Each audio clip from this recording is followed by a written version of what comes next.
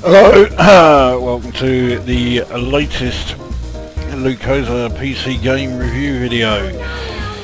And for this one, well, it shouldn't come as any big surprise.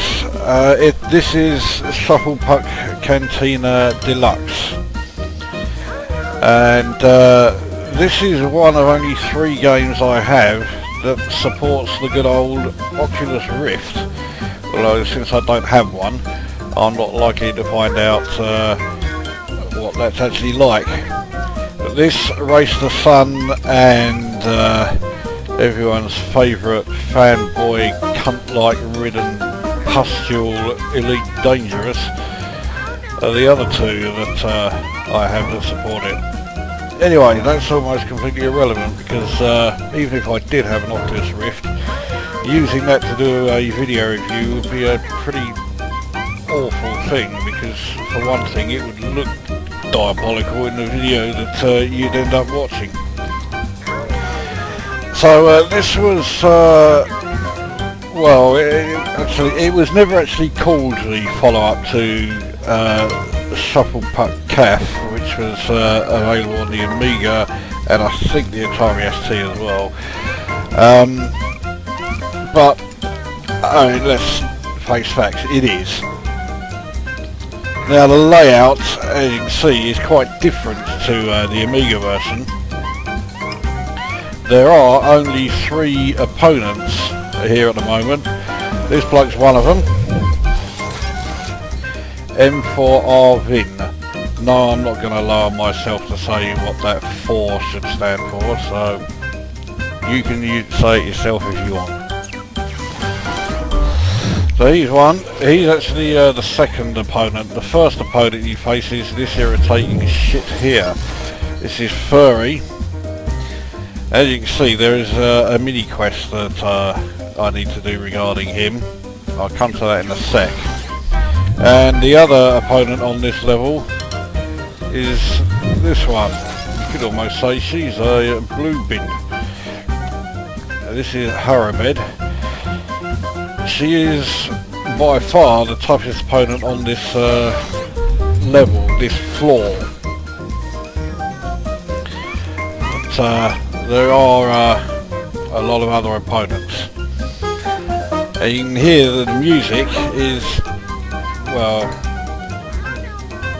it's not exactly a rip-off of the Star Wars Cantina music, but yeah, let's cut to the chase. It's in quotes, very heavily influenced by, shall we say.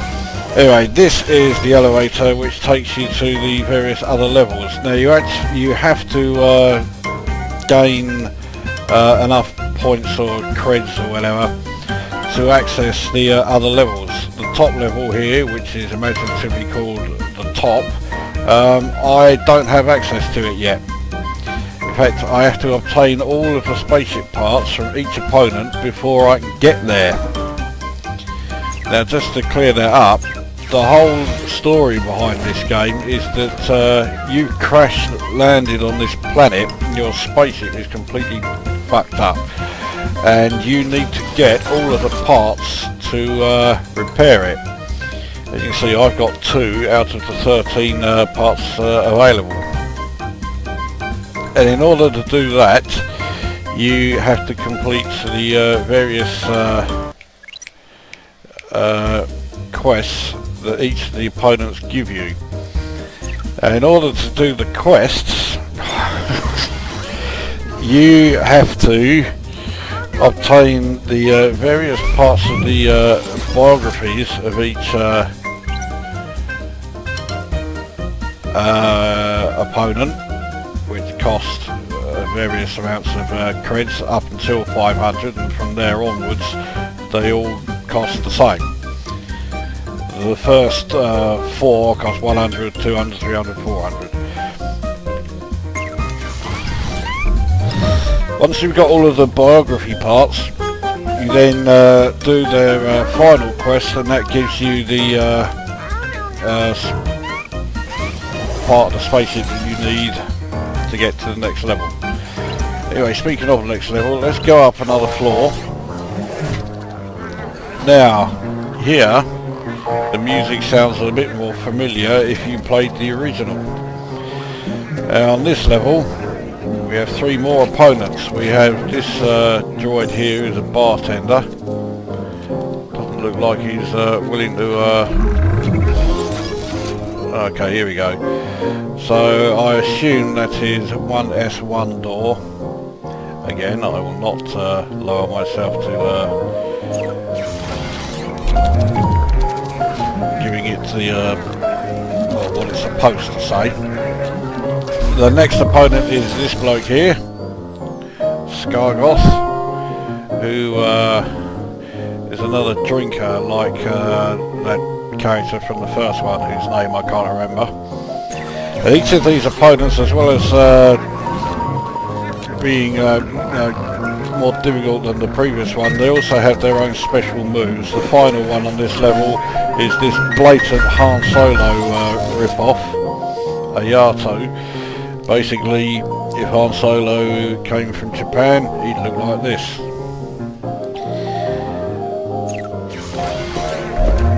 And if we go up to the next level, onto the patio. And it's around here that the game gets really tough, let alone beyond this one. So here we have W4SP. We also have this bloke here, who is Fan Lee. And then we also have bloke here, who's actually a woman, I think, hardcore. I'm pretty hopeless against any of them, so yeah, I'm no good at those. I certainly am no good against any of this lot. This is the disco. So first we have Button Butt, the DJ, who looks like some sort of green monkey. And we have this one here who's dancing around looking like a twat, Akbar. Now his special strike is a teleport shot. I don't even like the sound of that, let alone, you know, fancy taking him on. And the final opponent is this one here, Miyu. Again, I've no idea what her special strike is. Reversi, however, doesn't sound like it's one I'd have an easy time with, shall we say. So that's the various levels. I'm going to go back down to the very bottom level and show you how the game actually plays. We'll take on the easiest one, which is old Furry here. Play him. You have 3 different modes. You have the duel, which is pretty much as it was in the first Shufflepuck Cafe game. Difference is you don't have to get anywhere near as many points, you only have to get 4 to win. Having said that, your opponent only needs to score 4 against you for them to win. Or you have the bet one, where you can increase your stake. In fact, it looks like I can't increase it any higher than 20. And in order to do this, the challenge, well, as it says, you have to be 3 points ahead of the opponent. Or, I'll click the wrong fucking thing. Or there is survival mode. And survival mode is basically you just carry on playing indefinitely, and the game ends when your opponent scores 1 point against you. Against Furry, I think the best I've managed was 100 and something. We'll soon be able to find out. Survival mode. Oh, okay. High score is 100 exactly. I think when it gets to 100, he gives up. He just says, "That's it. You're too good." Blah blah blah blah.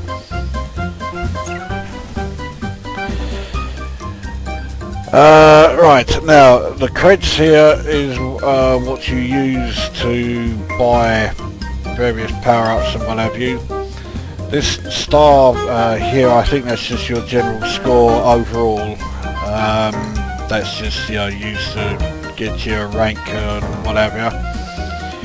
And these things here, which are currently at 0, are used on this thing. They're tokens. I've got 4 minutes before I get 2 more, and what you do is you just randomly click on well, however many you want to click, and then either bank what you get or click on the next one and just hope you don't get the egg-shaped skull, which basically means you wiped out and lost everything. What I'll do then, I'll have a game against Furry, and then hopefully that will take enough time to show you what the that like fruit machine like thing is all about. Now you can change your equipment. There are various pucks available. The classic puck, the shock absorber puck, is the one that I use most of the time. This puck is extremely heavy and it loses speed when it comes into contact with the magnetic borders of Athanor tables. It's thus extremely useful against players who play the borders. It's also extremely useful because it's quite slow and gives me time to try and aim better. Believe me, I need it. Actually, there's something else I forgot there. You can then upgrade the puck. So I've fitted both upgrades available to this one. You can make it providential, so I get extra creds every time it touches the table. So in other words, you can't fail but to make creds there. And the other one's the coin magnet. Coins will appear on the table every now and then. When they do, you knock the puck over the top of them and that picks them up. But with this, I've got a better radius, so I can pick them up even easier. There's also various mallets, and perhaps unsurprisingly I go with the extra wide mallet, which again can have upgrades fitted, although this only has one, which is that each time the mallet hits the puck, I get more creds. So yeah, I've got it set so that I can make a decent amount. Other upgrades are the special strikes. I don't have any of them at the moment because I haven't played the game enough. Anyway, let's get the game underway. I am horribly rusty at this, so I dread to think how bad I do.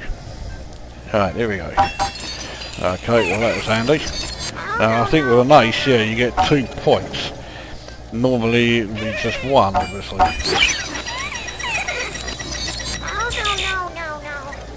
Alright, the puck has now been made smaller because I picked up that special.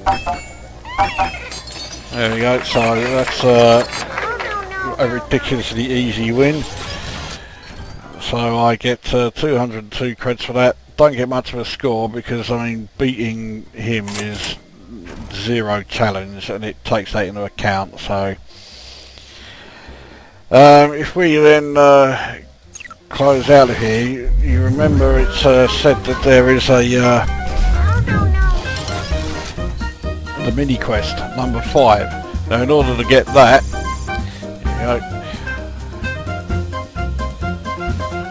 in order to get that, I have to put together 8 consecutive points in survival mode against Harabed. That's easier said than done, especially when you are as crap at this game as I am. So we'll go and challenge Harabed to the mini quest. Piss off. So I have to try and get 8 points without reply. And now I have to use Furry's puck and mallet, which I am not very good at. So I get 2 points for the ace, but I can also use the special ability.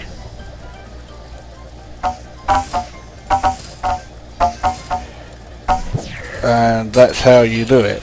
Basically this bar that's at the bottom of the screen, when it fills up and shows as red, you then hold down the left mouse button, try and get the bar that moves across as close to the centre as possible. When you do that, you can then activate the special ability. I only managed to get 4 points, not the 8 that was needed. We'll have another bash, but I do not rate my chances. I really need to get as many aces as I can, because otherwise I've got to try and do it 8 times, and fuck off. It's when she does that special ability that I really struggle. I managed to score that one against using the special ability. I don't know how, because you fucking cunt. Yeah, I don't know how, because I sent the puck up there so fucking slow, but I'll have another go. It's not an ace, so not really much good. Fuck off. Yeah, so that time I only got 1. So I am slowly getting worse.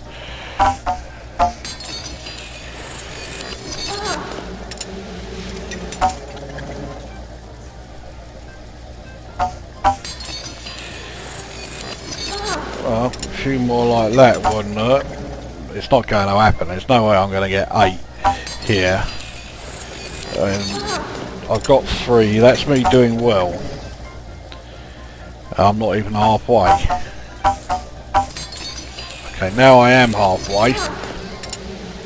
But, so it doesn't really matter how close you get, because until you get the 8, you know, it may as well still be 0-0, because all they've got to do is just get 1 against you, and that's it. So I've got up to 6, which means that if I lose it now, which I am almost inevitably going to do, I'm going to be really pissed off, especially now because I only need 1 more.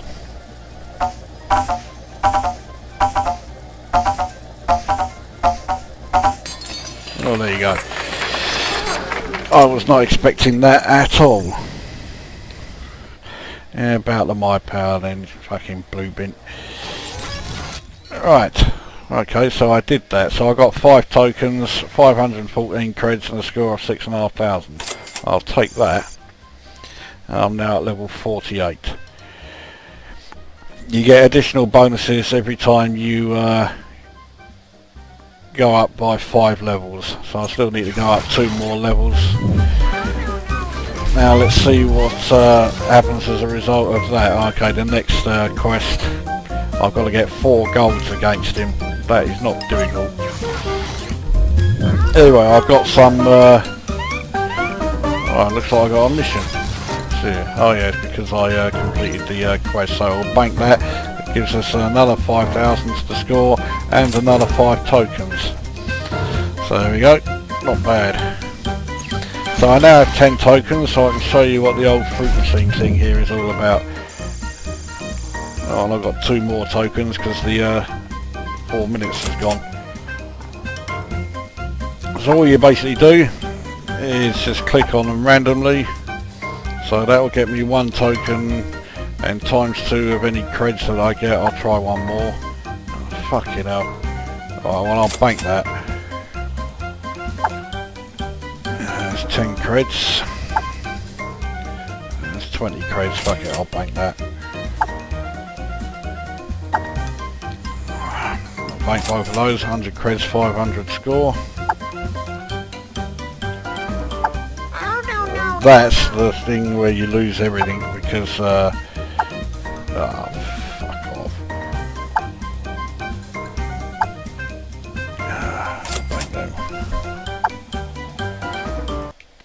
Great start.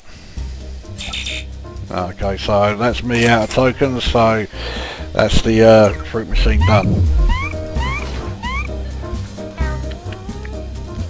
So that is Shufflepuck Cantina Deluxe, and it's, I mean, the general game is exactly the same as Shufflepuck Cafe was for the Amiga. but it's just been given a lot more polish, a lot more tasks to complete, even though, oh dear, even though, I mean, it's just generally, they serve as little more than a distraction than anything else. The game itself, you know, perhaps unsurprisingly, plays just the same as Shufflepuck Cafe did. Now this game is available on Steam. I think it's something like $6.99 on Steam. It's not a terrible game, but it's not particularly memorable. Rather like the original Shufflepuck Cafe was. The only reason I have it is because I had coupons, and I was able to get this game for I think it was £1.25, and for that price it's pretty good. Saying that £1.25, almost any game would be pretty good. At its full price, which is say it's about £7, I'm not so sure I would, you know, highly recommend it. It's not bad. I mean, you know, it's simple, and you know, I have no problem with simple games. So, what do I rate it? I will give it 6.5 out of 10. It's, you know, it's reasonable without being anything, you know, phenomenal. You know, in some cases, you know, games can be a bit too simple for their own good, and this is one of them. You know, a PC game that is basically a simulation of air hockey. You know, it's going to have limited appeal. But I mean, yeah, you compare this to shit like Elite Dangerous, which is, you know, far more complex and involved to play, and it bores the fuck out of you, and it also doesn't work properly. Whereas this, you know, okay, it may also bore the fuck out of you, but it's a lot simpler, and also a lot cheaper, and it works. There hasn't been a patch, as far as I'm aware, for this game at all, because it hasn't needed it. Compare that to Elite Dangerous. Yeah, that game's been patched to fuck knows what, and it still don't work. So yeah, it's not a terrible game. It's just not very memorable. So if you get a coupon and you're able to get this game for, you know, some ridiculously cheap price like £2 or lower, then I'd say yeah, go ahead and grab it.